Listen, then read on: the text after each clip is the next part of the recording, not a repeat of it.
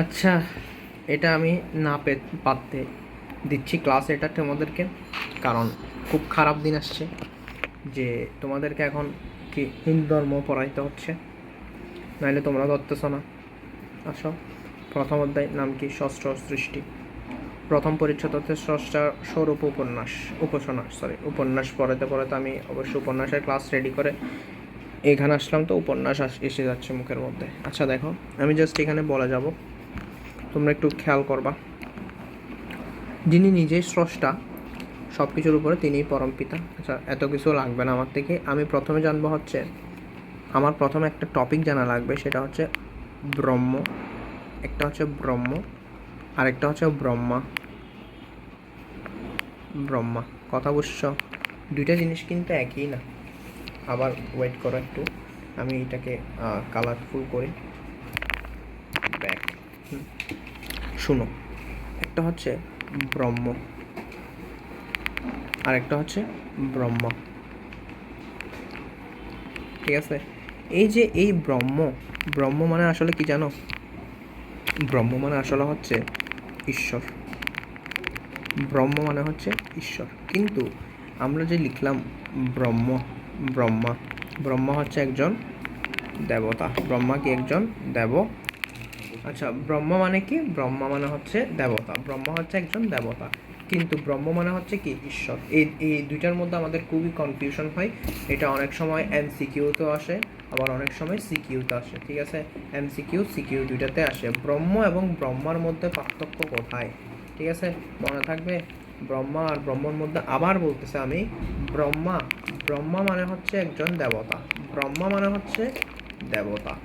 আচ্ছা, ব্রহ্মা মানে দেবতা, আর ব্রহ্ম যদি কোনো জায়গায় দেখো শুধু ব্রহ্ম, ব্রহ্ম মানে হচ্ছে ঈশ্বর। কথা বোঝা গেছে? আচ্ছা, গেল। এখানের মধ্যে আছে, আমরা হিন্দু ধর্ম অনুসারে আমরা ঈশ্বরকে কি নামে ডাকি? দেখো, ব্রহ্ম, ব্রহ্ম, পরমেশ্বর, পরমাত্মা, আত্মা, ঈশ্বর, ভগবান, এগুলো নামেই ডাকি। আচ্ছা, এরপর দেখো কি বলছে। সনাতন ধর্ম বা হিন্দু ধর্ম অনুসারে স্রষ্টাকে ব্রহ্ম, ঈশ্বর, ভগবান ইত্যাদি নামে। ভাই, এই যে হিন্দু ধর্ম বললাম, আমার এই লাইনগুলো বারবার আসতে থাকবে। এই লাইনগুলো মানে কি? আমরা হিন্দু ধর্ম অনুসারে ভগবানকে কী নামে ডাকি, এগুলাই, ঠিক আছে? এগুলো সবাই জানে আমরা। আচ্ছা, এবার পড়বো আমরা ব্রহ্মা ও ঈশ্বর, ব্রহ্ম ও ঈশ্বর। কী পড়বো আমরা? ব্রহ্ম ও ঈশ্বর, ব্রহ্ম ও ঈশ্বর। আচ্ছা, ব্রহ্ম রূপের স্রষ্টার স্বরূপ, মানে ব্রহ্ম, ব্রহ্ম মানে কি বলছিলাম? ব্রহ্ম মানে বলছিলাম ঈশ্বর। ব্রহ্ম মানে কি বলছিলাম? ঈশ্বর। আচ্ছা, ব্রহ্ম মানে যেহেতু ঈশ্বর বলছি, ঈশ্বর, ব্রহ্ম শব্দের অর্থ হচ্ছে সর্ববৃহৎ, মানে সবার থেকে বড়, ঠিক আছে?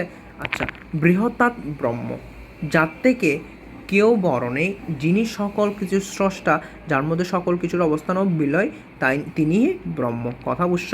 তার মানে আমি এখান থেকে এতটুকু, ব্রহ্ম কাকে বলে সেটার ব্যাখ্যা, মানে ব্রহ্ম শব্দের অর্থ হচ্ছে কি? সর্ববৃহৎ, অর্থাৎ বৃহত্তর ব্রহ্ম, মানে সবার থেকে বড়, যার থেকে বড় আর কেউ নেই, যিনি সকল কিছুর স্রষ্টা এবং যিনি সকল কিছুর মধ্যে অবস্থান করে এবং বিলয়, তিনি হচ্ছে কি? ব্রহ্ম। চোখ বন্ধ করো, এবার আমার কথাটা শুনো, আবার চোখ বন্ধ করো, আমার কথা শুনো। যিনি সবার চেয়ে বড়, যিনি সবার চেয়ে বড় এবং সকল কিছুর স্রষ্টা, যিনি সবার চেয়ে বড় এবং সকল কিছুর স্রষ্টা এবং সকল কিছুর মধ্যে অবস্থান করে, তবে তাকে ব্রহ্ম বলে, তাকে ব্রহ্ম বলে, ঠিক আছে? যিনি অবস্থান করেন তিনিই ব্রহ্ম। কথা বোঝা গেছে? আচ্ছা, এরপর আসো, ব্রহ্ম শুধু প্রকৃতি এবং মহাবিশ্বকে সৃষ্টি করেনি, বরং তিনিই প্রকৃতি ও মহাবিশ্বকে তার ঐশ্বরিক শক্তির মাধ্যমে রক্ষাও করে থাকেন। শুধু ঈশ্বর যে আমাদের বিশ্ব ব্রহ্মাণ্ড থেকে সৃষ্টি করছে এমন কিছু না, উনি কিন্তু রক্ষাও করতেছে। কথা বুঝছ? বৈশিষ্ট্যগত দিক থেকে ব্রহ্ম নিত্য, শুদ্ধ, মুক্ত, সর্বজ্ঞ, জ্যোতির্ময়, নিরাকার, সর্বব্যাপী ও সর্বশক্তিমান। ঈশ্বর, তার মানে এগুলো সব ঈশ্বরের গুণ সম্পর্কে বলতেছে। আচ্ছা, ব্রহ্ম সর্বব্যাপী বলে তাকে কেউ দেখতে পারে না, তার মানে এটা হচ্ছে একটা প্রশ্ন, ব্রহ্মকে কেউ দেখতে পারে না কেন? সর্বব্যাপী, সব জায়গায় থাকে, কিন্তু কী রূপে থাকে? ইনভিজিবল। ইনভিজিবল মানে অদৃশ্য রূপে থাকে। আমরা জানি ব্রহ্মকে পরমাত্মা বলা হয়। আচ্ছা, পরমাত্মা কেন বলা হয়? তিনি যখন, এই যে পরমাত্মা কেন বলে, জীবাত্মা কাকে বলে, এটার সংজ্ঞা, তিনি যখন জীবের মধ্যে আত্মার অবস্থান করেন তখন তাকে জীবাত্মা বলা হয়। তার মানে আমরা এখান থেকে আরেকটা জিনিস পাইলাম, জীবাত্মা। জীবাত্মা কাকে বলে? ঈশ্বর যখন জীবের মধ্যে আত্মার অবস্থান করে তখন তাকে জীবাত্মা বলা হয়। আত্মা যখন নিজের মধ্যে অবস্থান করে তখন তাকে বলা হয় পরমাত্মা, তখন তাকে কি বলা হবে? পরমাত্মা। শুনো, এখানে এই জিনিসটা আমি আবার একটু ব্যাখ্যা করতেছি। এই জিনিসটার মধ্যে এখান থেকে এই এতটুকু পর্যন্ত এখানে পুরোটাই হচ্ছে আমার মুখস্থ করে ফেলবো আমি এখন, আমার ক্লাসের মধ্যে তুমি করে ফেলবা মুখস্থ। শুনো কি বলতেছে আসলে, ব্রহ্ম হচ্ছে যে যার থেকে আকার বড় আর কারণে, এবং যিনি সব কিছুর স্রষ্টা এবং যিনি সকল কিছুর মধ্যে অবস্থান করেন তিনিই ব্রহ্ম। আচ্ছা, ব্রহ্মকে কেউ দেখতে পারে না, বৈশিষ্ট্যর দিক থেকে তিনি হচ্ছে নিত্য, শুদ্ধ, মুক্ত, পবিত্র, এগুলা। আচ্ছা, তারপর ঈশ্বর যখন জীবের মধ্যে, মানে ব্রহ্ম যখন জীবের মধ্যে অবস্থান করে তখন তাকে বলা হয় কি জীবাত্মা।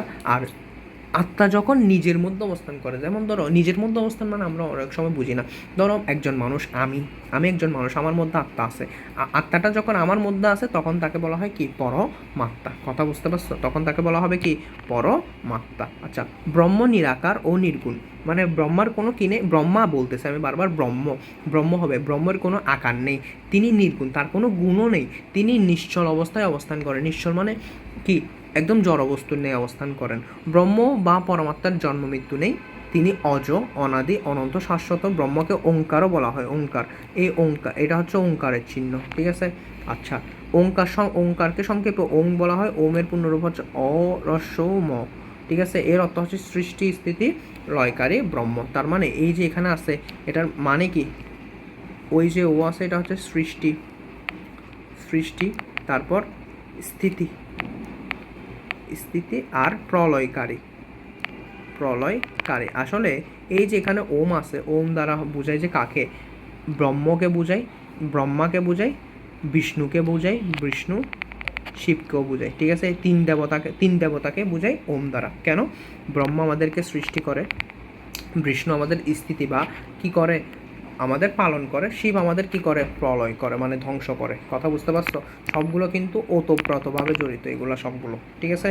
তাহলে আমরা এখান থেকে এতটুকু পড়লাম আজকে, ঠিক আছে। এরপরের ক্লাসে আমরা পরেরটা দেখতেছি।